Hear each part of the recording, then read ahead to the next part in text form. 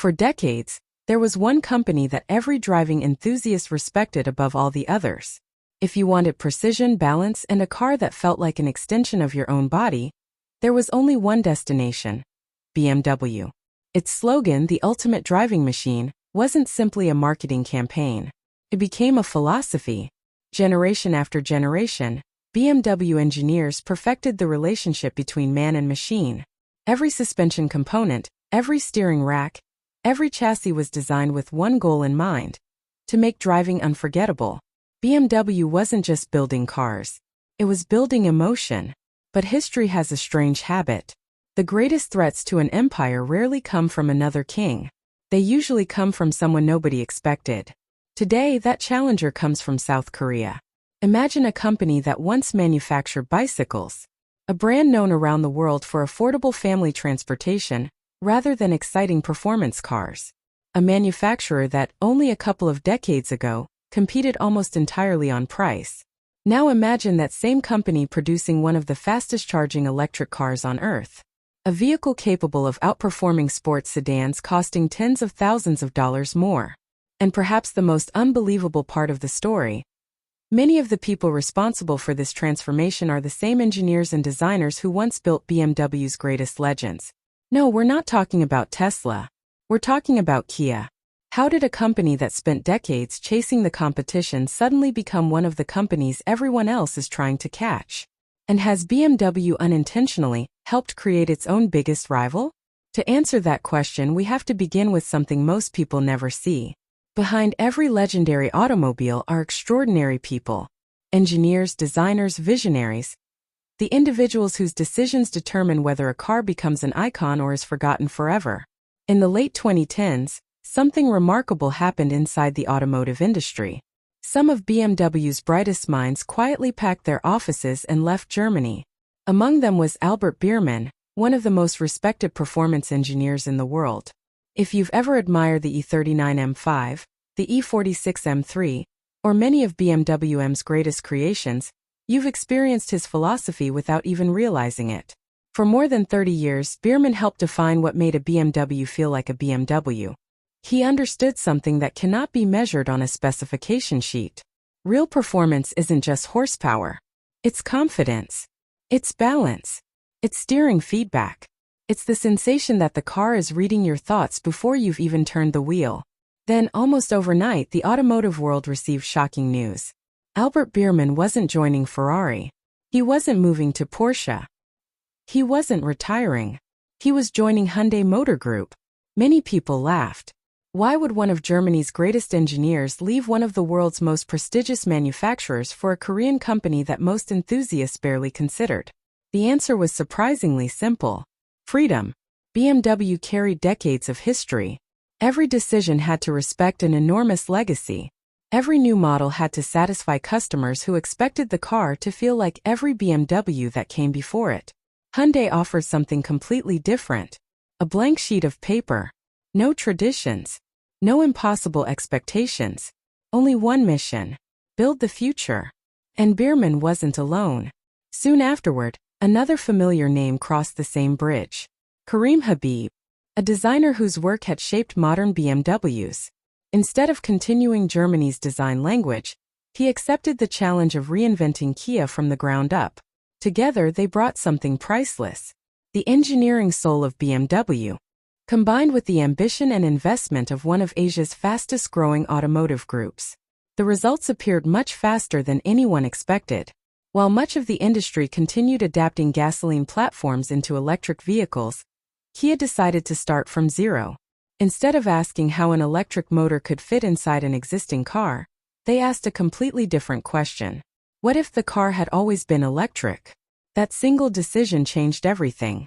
Most electric vehicles at the time operated on a 400-volt electrical architecture. Reliable, affordable, perfectly adequate. Kia chose to double it. Its dedicated E-GMP platform used an 800-volt system.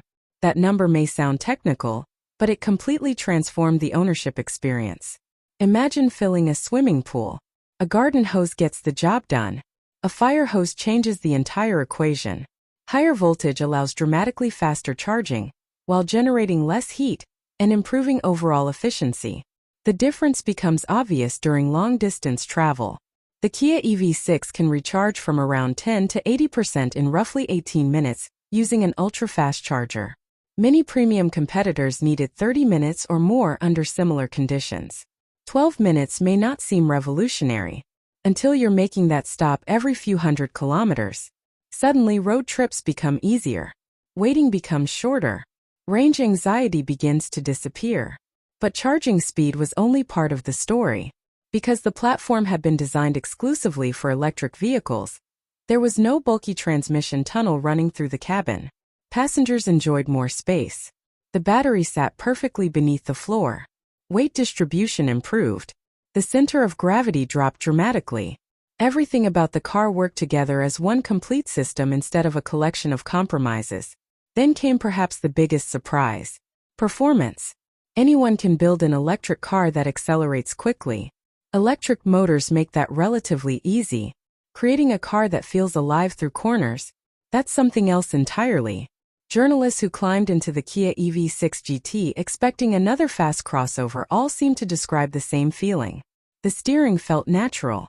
The chassis communicated. The rear of the car rotated predictably. The suspension inspired confidence instead of simply chasing comfort. Felt strangely familiar. Almost BMW-like. That wasn't an accident. Albert Biermann spent years reminding his teams that performance is about emotions, not numbers. The EV6 GT produces more than 570 horsepower and reaches 60 miles per hour in roughly 3.5 seconds. Those numbers are impressive, but they aren't what changed people's opinions. What changed everything was the feeling behind the wheel. The sensation that someone had remembered what made driving enjoyable in the first place. And then there was the design. For decades, BMW's kidney grille was one of the most recognizable automotive symbols in history. Elegant, balanced, instantly identifiable. Then the company introduced dramatically oversized grilles that divided enthusiasts around the world. Some appreciated the boldness. Many believed BMW had lost its sense of proportion. At the same time, Kia quietly developed a completely new identity: the digital tiger face. Sharp lighting, clean surfaces, simple proportions. Instead of trying to make an electric car resemble a gasoline car, Kia embraced the future. Inside, the philosophy continued. Large panoramic displays, minimalist dashboards, thoughtful ergonomics, technology that felt integrated rather than forced. Perhaps the biggest transformation wasn't mechanical at all. It was psychological. Not long ago, choosing a Kia meant making the practical decision. Today, many buyers choose Kia because they genuinely desire one. That kind of transformation cannot be purchased with advertising alone. It has to be earned. So, has Kia become the new BMW? The answer depends on what BMW truly represents.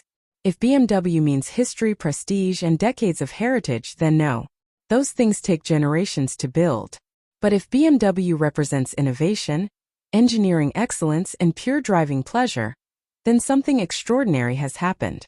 Kia is no longer following. It is leading in areas that define the future of the automobile. And perhaps the greatest irony of all is that part of this revolution was built by the very people who once made BMW legendary. History often repeats itself in unexpected ways. Sometimes the student surpasses the teacher. Sometimes the outsider changes the rules. And sometimes, without realizing it, an empire creates the company that will challenge its own throne. The future of the automobile isn't being written in one country anymore. It's being written wherever the boldest ideas are allowed to exist. So here's the question. If two cars offered the same excitement, the same comfort, the same technology, but one charged twice as fast and cost significantly less, would you still choose the BMW badge? Or would you take the keys to the Kia? Let us know in the comments because this debate is only just beginning.